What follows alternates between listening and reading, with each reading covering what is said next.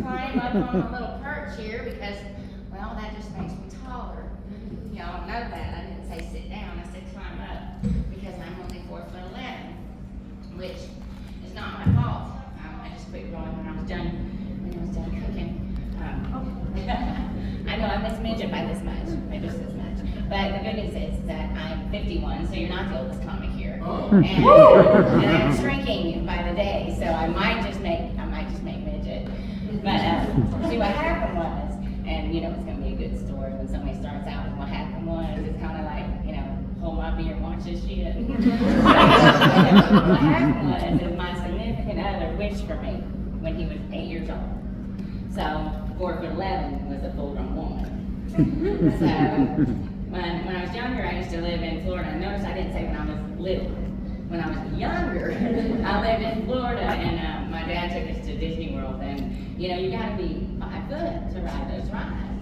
Well, I wasn't quite there, so I thought, well, I'm gonna get by this, So I get to the safety check, and I'm standing up, and I got as tall as I can get, and I got past the 17-year-old who was doing the safety check. So we get to the dun-dun-dun ride, and I get in there. You gotta sit on this little big seat that's kind of like a bicycle, and then this cage comes down, and everybody around me is like they're locked in real tight, and I'm like, oh God, and I'm thinking, and I'm looking at how wide this thing is, and I'm like, I'm gonna die. So when we get up to the top and they take your picture, right when you're about to go over the edge, and I'm wrapped around this pole like this, because I know, and I'm not holding in there. I was not. If I had not held on like that, I would have probably definitely fell out of that thing for sure. So the next time I went barefooted through the safety check line, I was like, I'm not doing that again. This scares the shit out of me. And I got some balls, let me tell you.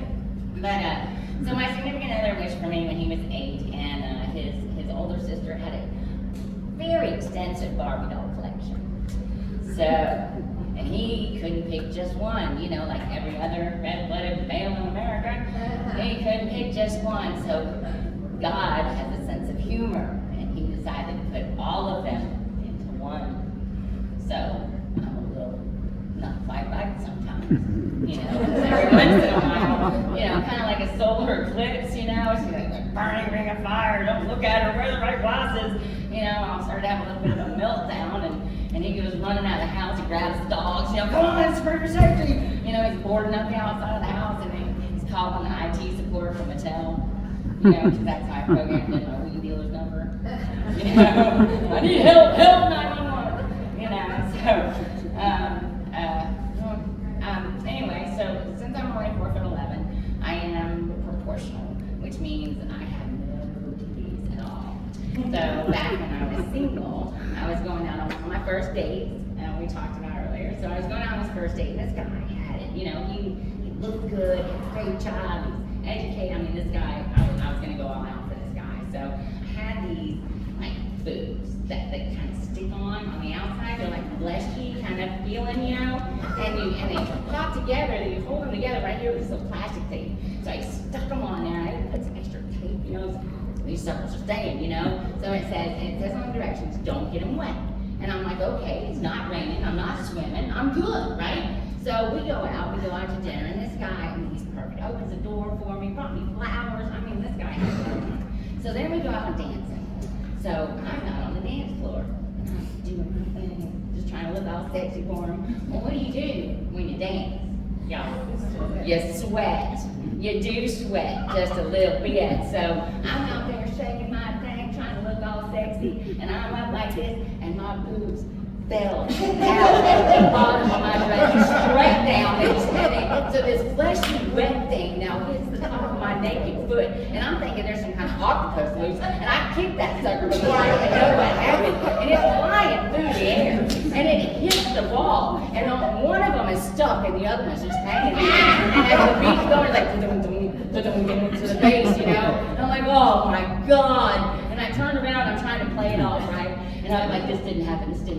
So the music's over, I go back to the table, like nothing happened, like it wasn't me, and he looks right at me and he said, did you lose something? And I was like, nope. And he said, well, the thing you didn't lose is hung over there on the wall, so you might want to go get it.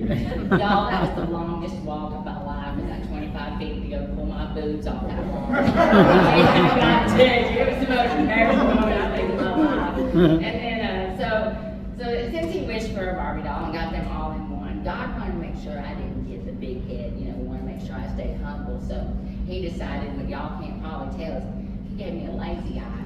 And this sucker goes flying over here and right here. And my father figured this out when I was about 15, so he never got the damn thing fixed. And he could have. It would have been really easy surgery. Like, snip, snip, done. Could have fixed it, but he's like, that's her tail. I know when she's stoned.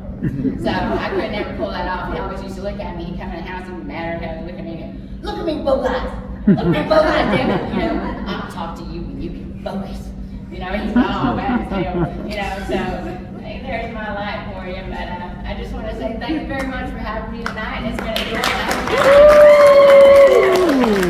Get it, Donnie. All right.